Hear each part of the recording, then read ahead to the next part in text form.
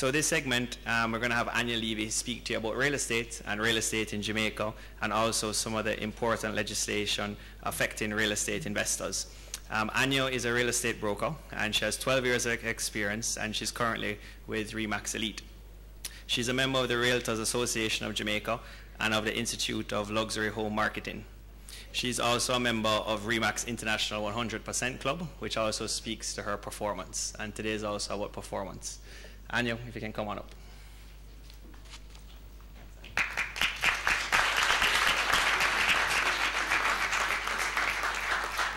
Thanks, Mark, for the invitation. Kevin, Damien, brilliant speaker so far.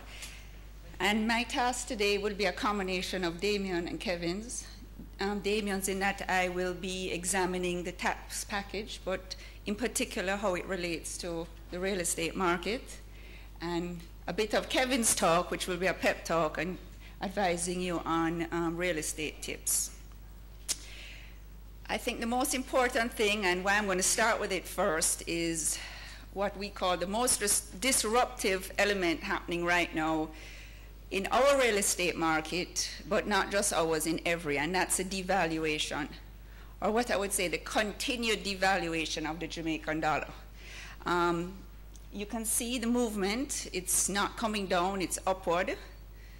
And we're hoping that based on the new tax packages and all the sacrifices we're made to endure, that hopefully it will stabilize. Basically, the only easy part about this is now us as agents don't have to walk around with calculators, because the conversion doesn't need one. It's either you add 2 zeros or you subtract 2 zeros.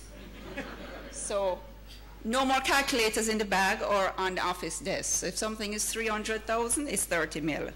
That's the only easy part about this devaluation. The painful part is all the relationships they're affecting, and I'm going to go through them now. The vendors.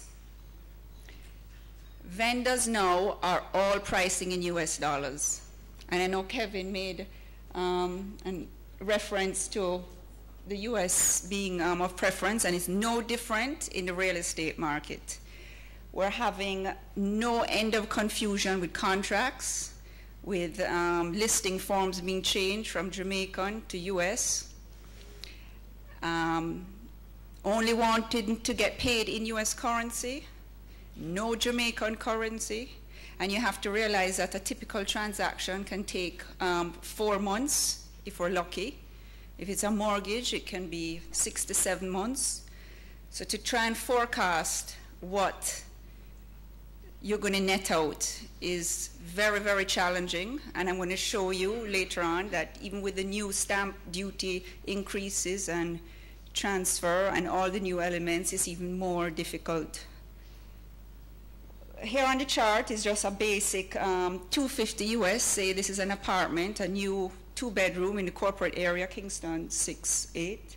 And you can see when the dollar was at 89, you were paying 22.3 and now 25.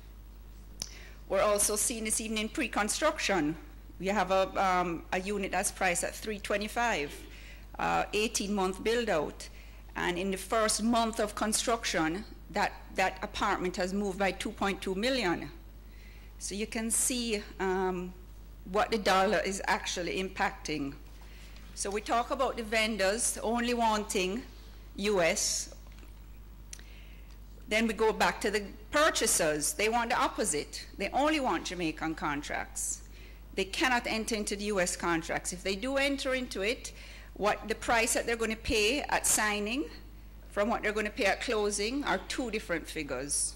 And then I'm going to talk about how it's affecting the mortgage market too, because you qualify for one figure and at the end it's another figure. So this is the first element that's putting more pressure on the US dollars.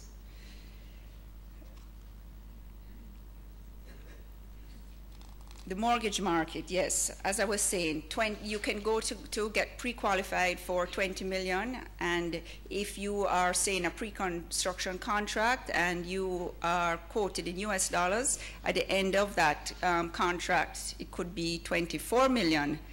And then you have to go through the whole process again and not even be sure if you're going to qualify.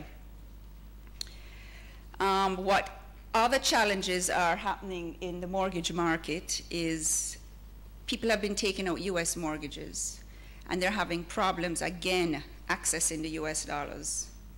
That's another problem. And then we're going to go on to the property tax, which is, we're told, the single largest revenue raiser for the government. This property tax, they're forecasted to raise 3.4 billion. And I'll have you note that even though they're trying to raise the 3.4 billion, the property tax arrears is 6.4 billion. So as you can see, the appetite for tax collection is not there. So with the increased burden that we're now faced with these taxes, we're not quite confident that we'll reach this target. But basically, the property tax figure, you can see it up there again, another $25 million apartment / townhouse, 165% increase. The average is about 130 to 165%. And this is, you have to note that this is excluding the revaluation exercise that the government is now undertaking. The revaluation exercise, which should kick in September of this year, maybe it will start next year, will see the property taxes of 165 plus the revaluation of the properties going somewhere in excess of 300 to 400%. Yes. So this is why the government thinks it will be the single most biggest revenue raiser. So the impact that this will have on the market, we think that is going to have to be tacked on to maintenance components in buildings. So where you have a building that has a big maintenance factor, and some of them can be as large as the rental component, you're going to see rents raising because operating costs have to raise. You're going to see landlords also passing it on to tenants, even if it's not in a commercial application, but a residential situation. What you're going to find also is that land mainly, I would say, in rural areas, people just can't afford to pay the taxes.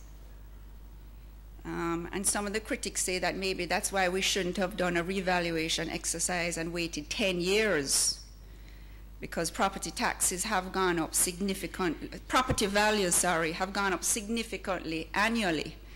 So maybe if we had done it 5 years at a chance, it would have been better.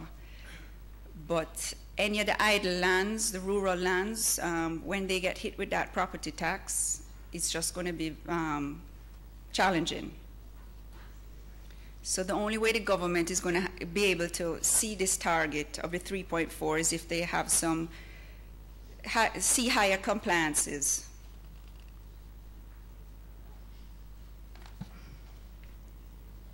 Okay, now we're going to go on to the NHT, and I'm not going to go much into it because I don't think I can say very much more that hasn't been said.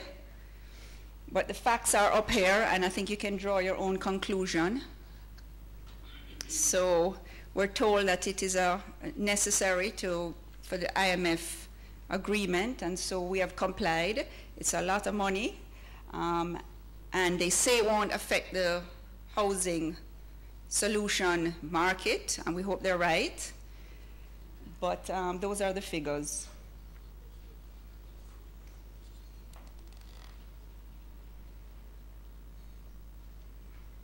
And then the next big ticket item that we've been affected on is a transfer and stamp duty. And similar to what Damien was saying earlier about policy measures going in the wrong direction, this is a typical example. Because even though the government says it's an increase of 1% for the transfer tax, this 1% actually is equivalent to 25% increase. So if you didn't think the 25% was increased, remember in real estate we talk about millions. Okay, and similarly the stamp duty, that's also gone up only by 1%, but that equates to a 33.33% increase. And when you add up that with the rest of our net out that our vendor and buyer has to endure, you can see what the bottom line figure is. Taking again a $25 million apartment, townhouse, you're looking at close to $400,000 that a vendor will lose out of his net out. So this, we call this the regrettable tax. Even if it's unavoidable, it's regrettable.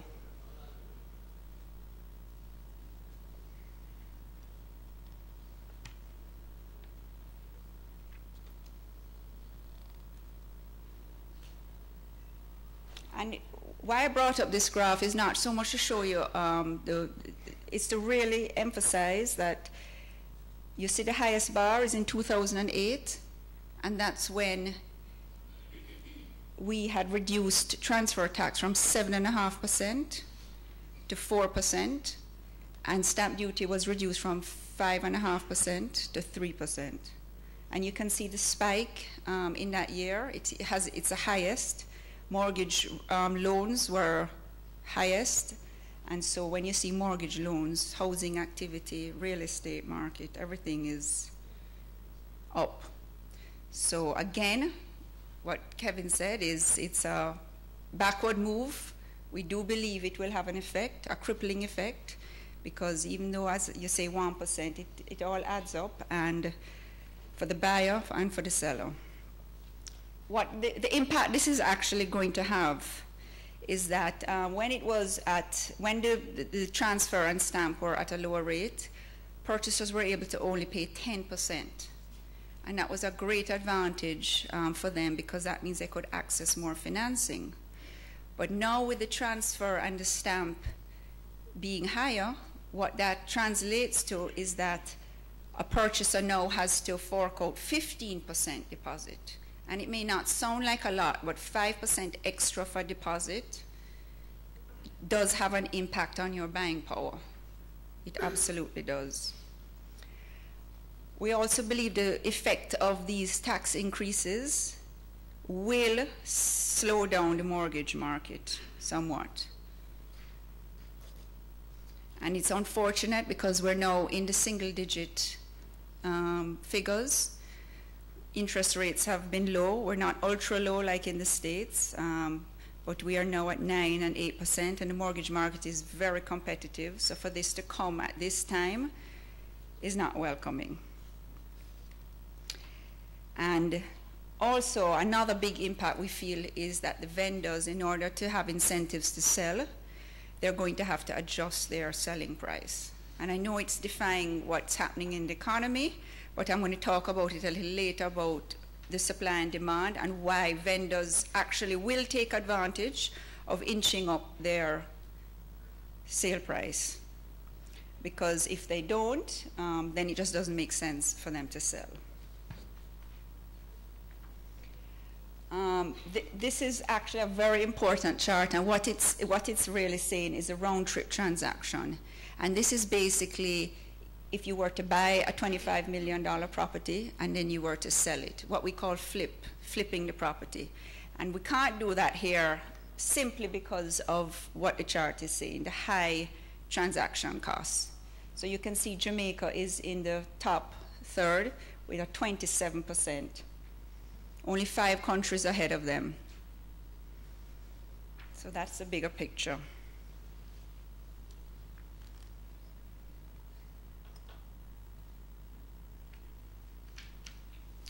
Okay, and then now I'm going to go on to What Kevin spoke about is opportunities in crisis. So even though I've told you about the doom and gloom, and yes, it's very unfortunate, not welcoming, and it will have an effect on our market, we still feel that real estate is the ticket.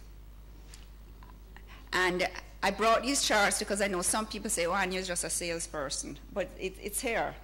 It's defying what's happening in the economy. It really is. And you can see this article that I just pulled out, rising home demand in Jamaica despite hopeless economy. And I think that's what says it all. And we as real estate practitioners actually understand why the market is defying the economy. We understand it. It is because of our supply and demand. We actually have very limited inventory, so we will never get to a point, say, like in America, where they went through the subprime debacle, or we're not going to go through another post-OLINT scenario. And the reason we're not going to get there is because of our limited inventory. When you have limited inventory and the demand is high, supply is low, the prices stay stable, and in some cases they rise. And they're going to even, and coupled with the fact with the NDX, we found that as the announcement came with the cuts, we found a lot of interest in the real estate market again, looking back at the higher returns and the capital appreciations.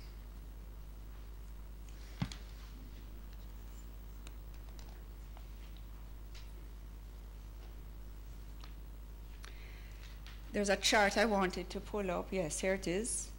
And it's giving, again, a typical apartment. This one may not be 25 million, but it's a 1, 2, and 3 bedroom. And you can see, breaking it down, the monthly rentals and the yields. And again, the yields are high for a return. I mean, we used to be spoiled and have double digits, but we're okay now with the high single digits.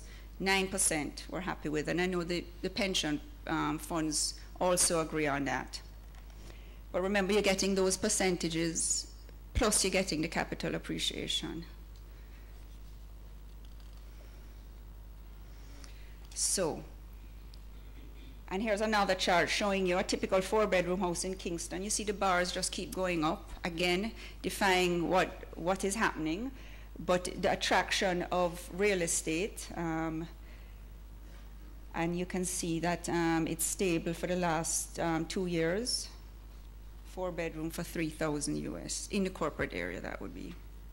So what we're finding is that opportunities now, in the past when we sold a product, if it had a lease on it, it would not be attractive because people wanted possession of that product. What we're finding now is a total opposite. We're finding that people are looking for real estate products, whether it be residential, commercial, industrial, as long as it has a lease with an income. Once you have that, it is actually more saleable in today's market. And what you're finding is people just want to secure in an instrument for long term, wait till the lease runs out, get that income, and then have the enjoyment of the property.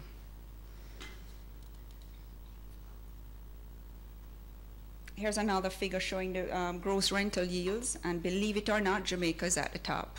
Again, 9.75, defying the market, but this is what it is.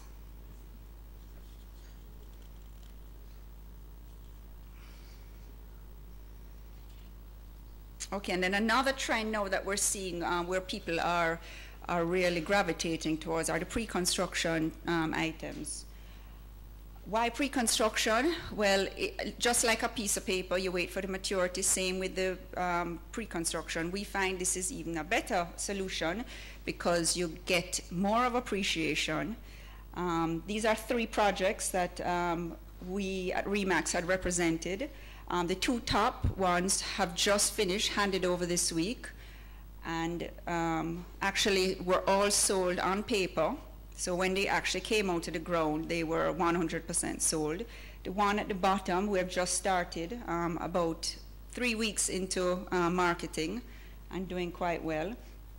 The construction has been vibrant because of maybe the price point that you can get a commercial product for. You can enter the market at maybe like 120, 150, which is a bit below a 2-bedroom apartment.